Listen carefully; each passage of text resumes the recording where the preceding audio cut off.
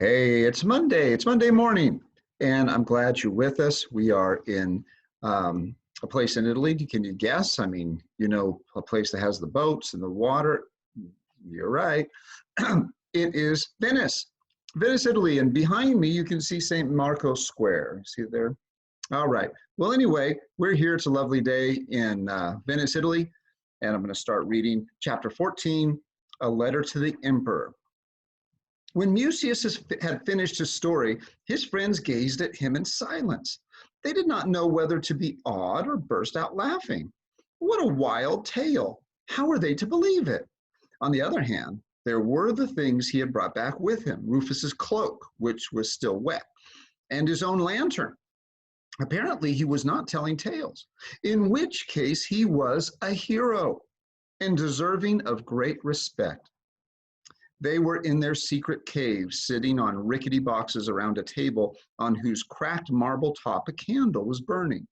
Playing one day on the Esquiline Hill, they had come across this roomy cave in the rock and had promptly appropriated it for their own use. It was their official headquarters. Here they met whenever they had anything important to discuss. And here they hid when it seemed wise to keep out of sight for a short while. One dark corner was piled with old junk, which they had collected around town, and which they intended to use someday to furnish their cave. Over the entrance, they had hung a tattered old rug to serve as a curtain. Publius was the first to express his doubts of Mucius's tale. "You mean to tell us you spent the entire night locked up in the baths of Diana?" he asked slowly. "You can ask the superintendent if you don't believe me," Mucius replied, affronted. "What did your folks say about your being out all night?" Flavius asked timidly. "I was lucky," Mucius said. "They were at the theater yesterday afternoon, and afterwards they went to a party. So they came home late and slept late in the morning. Only our doorkeeper saw me this morning, and he won't tell on me. If I had known you were going to stay at Lucos's, I would have stayed too," Antonius said. "I didn't stay by choice," Mucius said. I was trapped there when you idiots slammed the door behind you." "Would Lucos have done anything bad to you?" Flavius asked. "That I can't say," Mucius replied, "but snakes were crawling all over the place, and I didn't like that." "I would have stabbed Lucos with my dagger," Antonius boasted. "If you hadn't fallen down dead from fright first," Publius mocked him. "Quiet! All this is beside the point," Julius interrupted them. He pushed the candle aside, leaned across the table, and looked searchingly into Mucius's face. "So your idea is that Rufus spent the fatal night locked up in the baths of Diana too?" he asked. "I've explained the whole thing to you," Mucius said impatiently. "Rufus must have gone to see Lucos. Then he must have jumped into the baths of Diana. In the morning, when the superintendent opened the door, he scooted out and ran away. And the only way he could have got in was the way I did, through the skylight in the ceiling. That must have been between the first and second hours of the night, when there was still enough water in the pool. If he jumped half an hour later, he would have broken his neck. So Rufus is innocent. He could not have written on the temple wall." "But what made him visit Lucos?" Flavius asked. "The gods alone know that," Mucius said. "All I know is that if he was inside the baths of Diana, he could only have got there by crossing roofs from Lucos's house. Lucos's house is the only one around that is as high as the baths." "What Mucius says makes sense," Julius said excitedly. "Remember Rufus's clothes that we found under his bed? They were soaking wet." "So there," Mucius burst out, pleased by this support.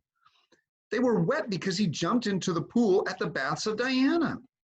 "We must do something at once," Julius said. "But what?" Flavius asked. "We'll go to see Livia and tell her all about it." "What can Livia do?" Publius asked. "She herself said that she was powerless. The prefect of the city won't receive her because he knows that the emperor is down on Praetonius." "Then we have to go to the emperor himself," Flavius reasoned. "If the emperor orders Rufus's release, that's all there is to it." That was a bold idea, What do you know? Publius jeered. Flavius is turning into a hero in his old age. That isn't a bad idea, Mucius said. We can prove to the emperor that Rufus is innocent. It's not as easy as all that, Julius said. He dropped his voice and went on in a whisper. The emperor is heavily guarded. He lives in fear that someone will try to kill him. You don't get admitted just like that. You have to ask for an audience, and that can take days. I know what we can do, Antonius said with a wild conspiratorial expression. What? The others asked sulkily. Antonius's suggestions were apt to be pretty crazy. We'll write him a letter, Antonius rapped out. He can't be scared of a letter. The others were stunned. For once, Antonius's proposal was sensible. They could leave the letter at the palace, and it would surely be delivered to the emperor at once. But who is going to write it? Flavius asked. You, of course, Publius said. You have the best handwriting in the class. For once, it will come in handy. Flavius protested, but was voted down. What shall I write on it? He complained. That's easy, Julius said, taking a parchment roll out from under his toga. Here is a book of Cicero's orations. I don't like to part with it, but we'll use the back for the letter. It's fairly clean. Flavius had objections. A letter on the back of a book? What will the emperor think? He's likely to read the book and not the letter. The emperor is smarter than you are, Mucius said firmly. We can't take the time now to go looking for paper or wax tablets. This is an emergency. The emperor will understand. Just cross out the writing of the book. But Julius would not hear of that. No, don't cross it out, he pleaded. That would be a pity. And besides, the emperor might be annoyed. He thinks the world of Cicero. And so he'll be pleased to get the book. Go ahead and write on the back. There's no harm in it. Come on. Cicero is a real ancient Roman who is very famous for his speeches in the Senate. But I still don't know what to write, Flavius said miserably. I'll dictate to you, Julius offered. Flavius sat down at the table, unrolled the parchment, smoothed it out, placed the candle beside it, and picked up a charcoal pencil. Then he waited for Julius's dictation. Julius paced up and down, pondering. Finally, he stopped behind Flavius and began. Dear Emperor, but that was as far as he got. Mucius and Publius instantly pounced on him. That's not the proper salutation for the emperor, Mucius said. Then what is? Julius asked, offended. I know, Antonius burst out. Divine, merciful, glorious, revered, all-knowing emperor. That's too much, Mucius said. Notice how they always argue. They're always arguing. They can't get anything done. They quarreled about how the emperor ought to be addressed. Then they debated about every sentence as it was dictated to Flavius. And finally, they argued about the signature. It took almost an hour before the letter was completed, but at last they were satisfied with it, and Flavius had to read it aloud several times. Most revered divine emperor, Flavius read, we are petitioning you for mercy for Rufus, son of Praetonius. He is in prison accused of having written Caius's dumbbell on the wall of the temple of Minerva, which is dedicated to you. Rufus is innocent, for he was locked up in the baths of Diana all night. He jumped into the pool through the opening in the roof. That must have been between the first and the second hours of the night. If he had jumped in when there was no water there, he would have been dead in the morning and could not have run away. The superintendent leaves at night and comes back in the morning. Meanwhile, he drains the water and locks the door. Rufus was in there and could not get out. He ran past the superintendent in the morning, and the superintendent thinks it was Mucius. But Mucius knows it was Rufus, for the superintendent found Mucius's lantern in the pool, but Rufus had the lantern with him, not Mucius. The two policemen said that Caius's dumbbell was not on the temple wall before the 5th hour of the night. They know that for certain because that's the hour when they always get hungry and eat bread and figs and drink wine. The police always tell the truth, but Caius's dumbbell was on the temple wall before dawn. At that time, Rufus was still locked in the baths of Diana. That should prove that Rufus doesn't go around desecrating temples. Therefore, we throw ourselves at your feet and ask for mercy for our friend Rufus, the pupils of the Xanthos school. Flavius stopped out of breath. Couldn't be clearer, Mucius said, rubbing his hands with delight. Do you think it could have been clearer? If the emperor doesn't know anything about this, do you think that letter would make it all clear to him? Probably not. Now we must hurry and deliver the letter to the palace, Julius said. Hold on, hold on. Haste makes waste, Publius warned. Something else occurs to me. What about Scribonus? Well, what do you mean? Mucius asked uneasily. Scribonus is the most famous handwriting expert in Rome, Publius said.